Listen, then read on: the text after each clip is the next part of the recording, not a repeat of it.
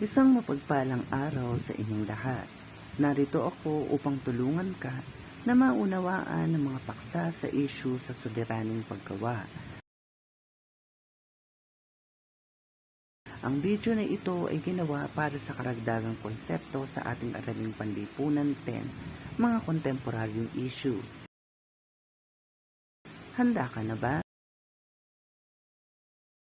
Makinig ng mabuti upang maunawaan mo ang ating talakayan.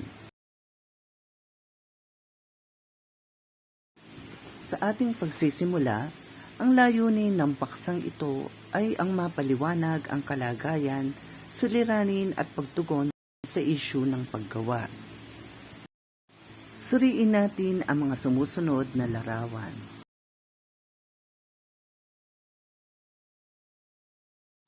Ano sa palagay mo ang ibig sabihin ng ipinapakita sa larawan na iyong nakikita? Ano ang iyong pakiramdam tungkol dito?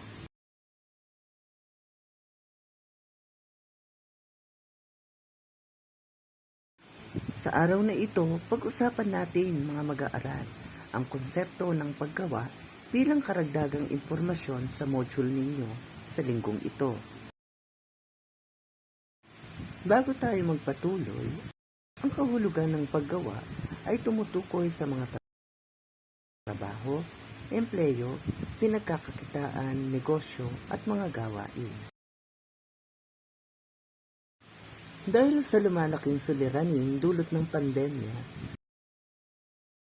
ang mga manggagawang Pilipino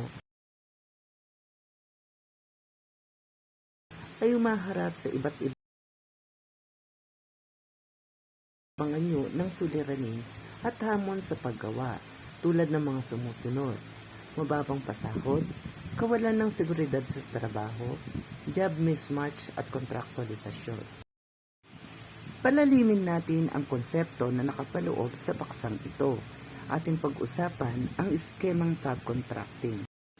Kasama sa konseptong ito ang labor-only contracting, na ang ibig sabihin ay ang subcontractor ay walang sapat na puhunan upang gawin ang trabaho o serbisyo at ang pinasok niyang manggagawa ay may direktang kinalaman sa mga gawain sa kumpanya.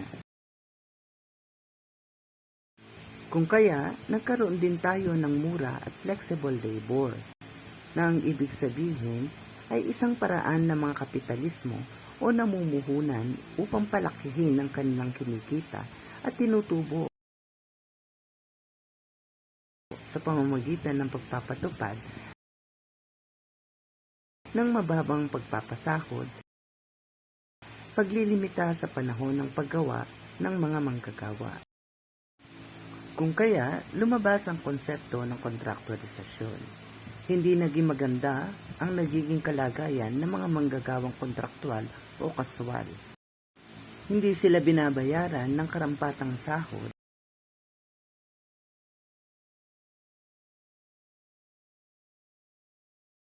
at mga benepisyong ayon sa batas na tinatamasa ng mga manggagawang regular.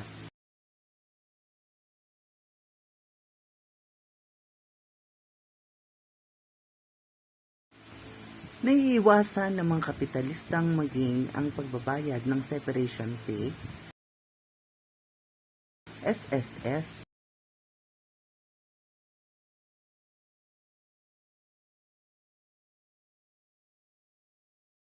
PhilHealth at iba pa. Isang hamon din sa paggawa ay ang mabilis na pagdating at paglabas ng mga dayuhang namumuhunan na mas nagpatingkad naman ng kompetisyon sa hani ng mga dayuhang kumpanya at korporasyon sa ating bansa.